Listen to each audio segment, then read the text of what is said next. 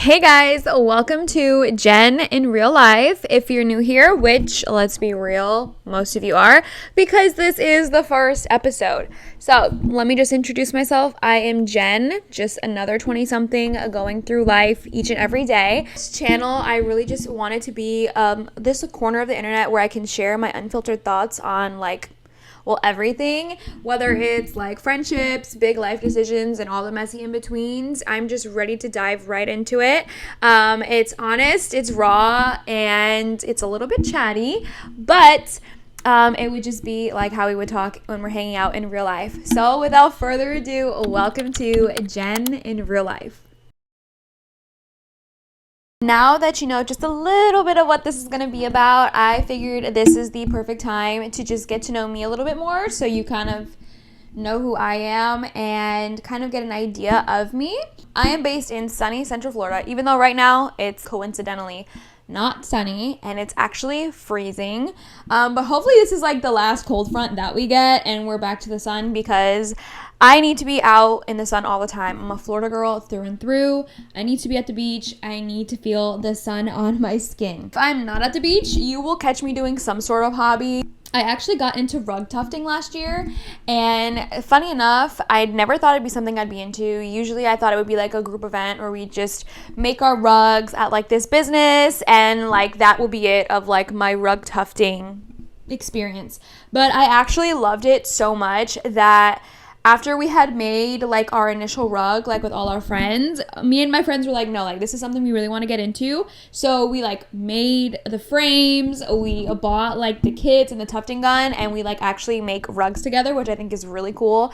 Nothing crazy, like we don't make anything crazy, but like this is the recent rug that I made for one of my friends for his birthday, and I actually have yet to mail it out. Matt, I am so sorry. I promise that I will mail your rug out soon. Well, last year and this year were a little bit different for me. I am now a mom, which actually sounds crazy to say because I did not think that motherhood was in the books for me anytime soon, but it happened and it's here, and I have a lovely, gorgeous baby girl, and me and my husband are ecstatic about it. We love her. She's literally the light of our lives. And I think it's funny to see us as parents because me and my husband actually met back in 2017, like at our part-time job. It is so weird to see us as parents now, and now like we actually have to like do the damn thing. Like we actually have to be parents. So I just think it's funny when you see yourself growing up and just like having to be an adult, which I feel is crazy. Another thing about me is I have made like content on my other social media channels. I don't know if it was content that I specifically like resonated with or was passionate about. I just liked what I saw and I filmed it, or I just had an idea and I filmed it. I just really thought, what if I just change things up and see if this is something that I like to do or I love to do and that I'm passionate about, and just put myself out there, just because like I feel like it's really hard for me to like go outside in the public and like film. And I want to feel passionate in the content that I do, and also I don't want to put all my eggs in one basket, which brings me to my topic of the TikTok ban. Like, how are we all feeling about that? Because truthfully, I am chronically online. Like, I don't know if anyone else wants to admit this, but I am chronically online. I'm on TikTok almost all day. Like, my screen time, like, on my phone is actually embarrassing. I don't know if it was genuinely going to be gone. I think that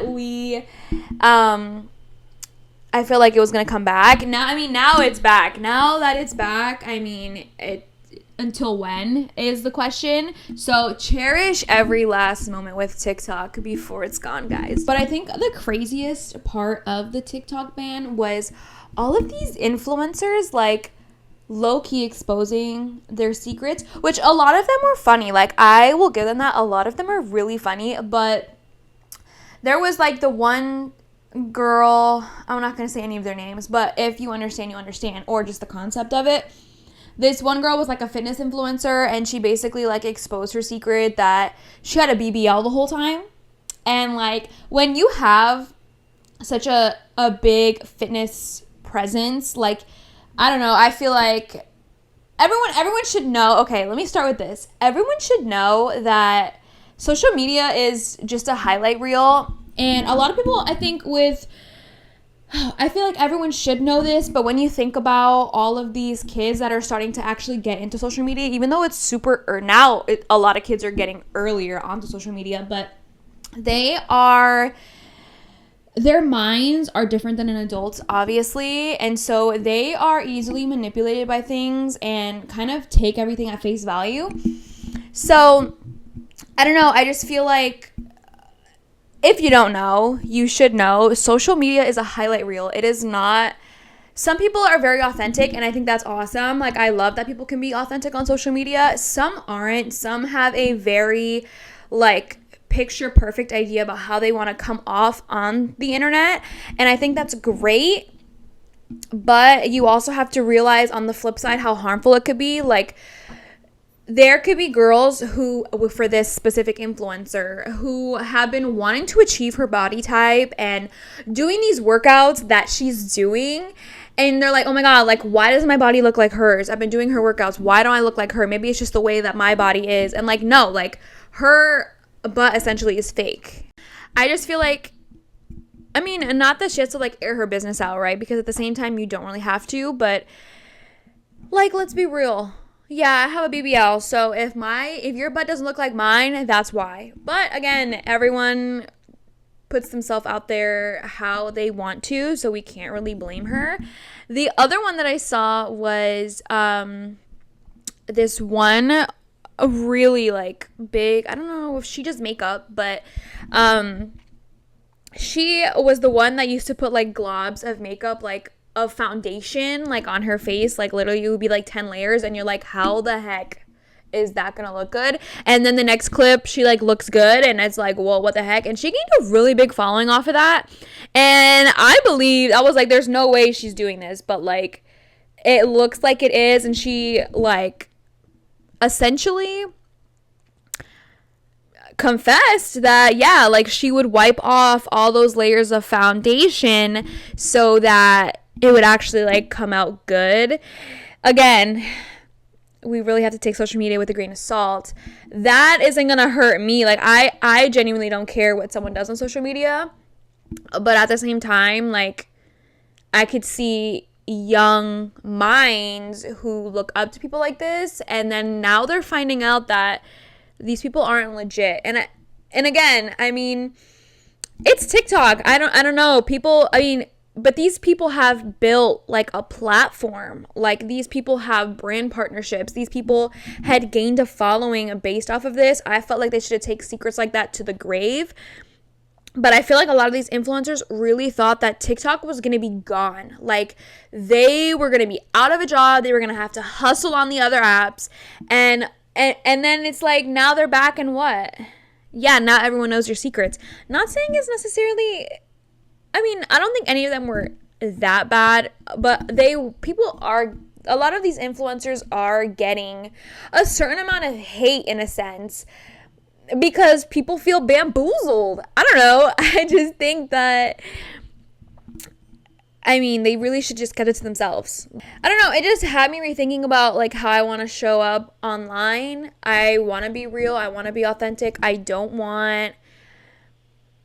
don't want to feel like I have to show up and be somebody that I'm not. Honestly, if TikTok does go away, at least I'll have this space to be like growing and connecting with you all. Speaking of growing, so let's talk about some of my goals for 2025, okay?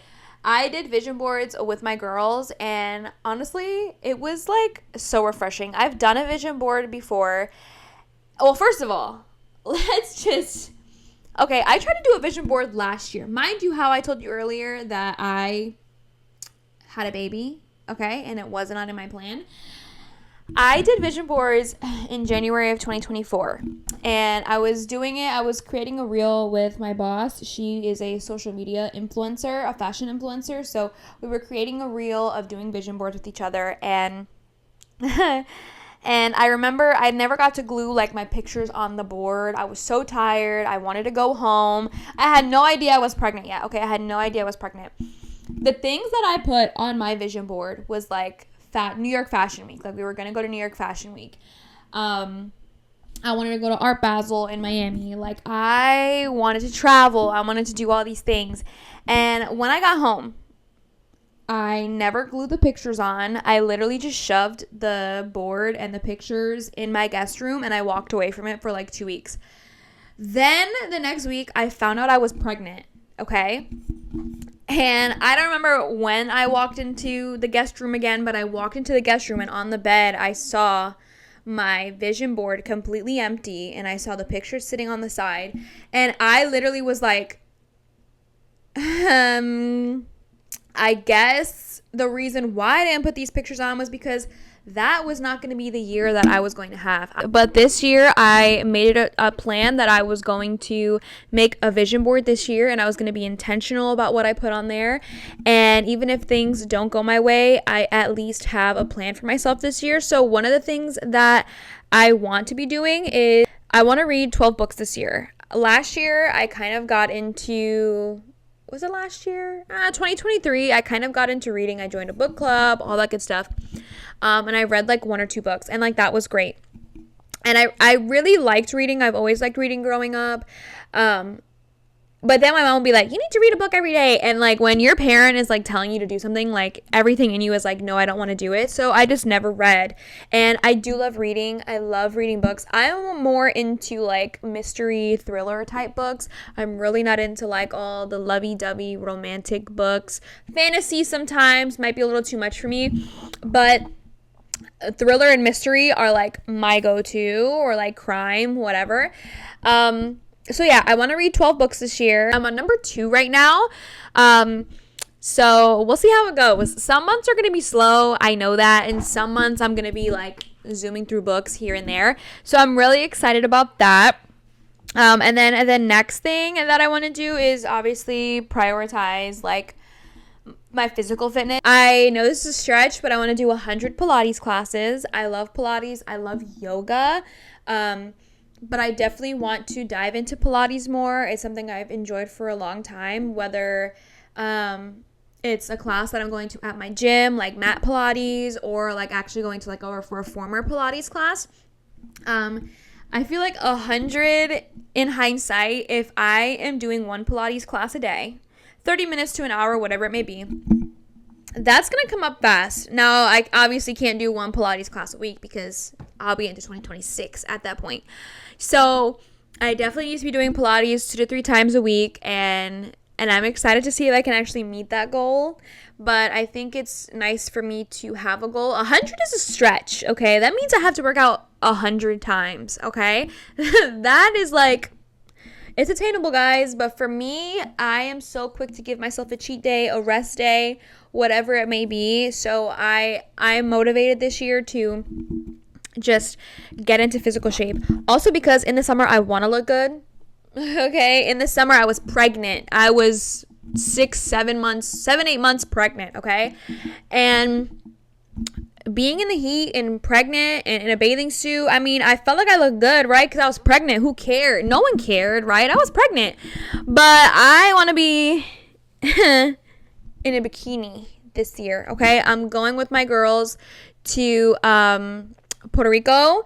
And we're making it happen. We're going to be at the beach. We're going to be in the sun. Like, I'm ready to make it happen. So this year, I want to travel outside the country. And again, I should have had my passport, okay? I feel like I should have had it already. At this point, I haven't. I mean, it is what it is. But originally, I was supposed to go on my honeymoon with my husband to Europe. That didn't happen. It was going to be in the middle of 2025. We were saving for it, planning for it. And we wanted it to be like this really big honeymoon, so we didn't go directly after our wedding. But 2026, we are going to be doing our honeymoon, which sounds so late. We would be like 2 years married at that point. But who cares? Like, it's for us and us only. I'm so tired of going on a cruise and I have to freaking bring my birth certificate with me and I don't have my passport. Literally the last time I went on a cruise, my husband has his passport, mind you, so like he like left me high and dry. The passport line was like, beep, you're out. I literally was in line for over an hour by myself just to go through and give my birth certificate, literally. So I need to get with the program. I understand that. I know that it'll be a lot easier for me. We'll get there. 2025 just for me is about being intentional with the energy that I put out into the world. And it's not just about being perfect and like having it all put together, but I just want to show up and do my best, be a better human every single day. And I just feel like it's just a different year for me now. Like, being in the middle of your 20-somethings is, like, crazy, because when you look at yourself at the beginning of the year, or the beginning of your 20s, and then you look at yourself now, I feel like I've lived a million lives, okay? Maybe that's just me, but I feel like I've gone through so many friendships, so many life-altering decisions, that now that I look at myself, I love who I become. I know who I am as a person, and I'm ready to, like, guess I'm ready to be an adult. I don't know. Whatever that means. The frontal lobe is already developed, okay? So I am ready to just kind of get into things. And, like, let's just keep the conversation going. Like, what are your goals for 2025? Like, just drop them in the comments. Because I'd love to know what your guys' goals are. I'd love to cheer you on. Like, I am here to see everyone succeed and grow. Thank you guys for tuning in to the very first episode of Jen in real life, okay? Don't forget to like, subscribe, comment, tell me what you liked, tell me what you didn't like. I'm ready to grow. You guys, I will take all the criticism I can get. I want to grow. I want to become a better creator. I want to know what you guys want to talk about. Let me know what you guys want to talk about, what you want to hear from me. We've got so much to talk about this year, okay? So I will be seeing you very, very soon. Thank you guys. Bye.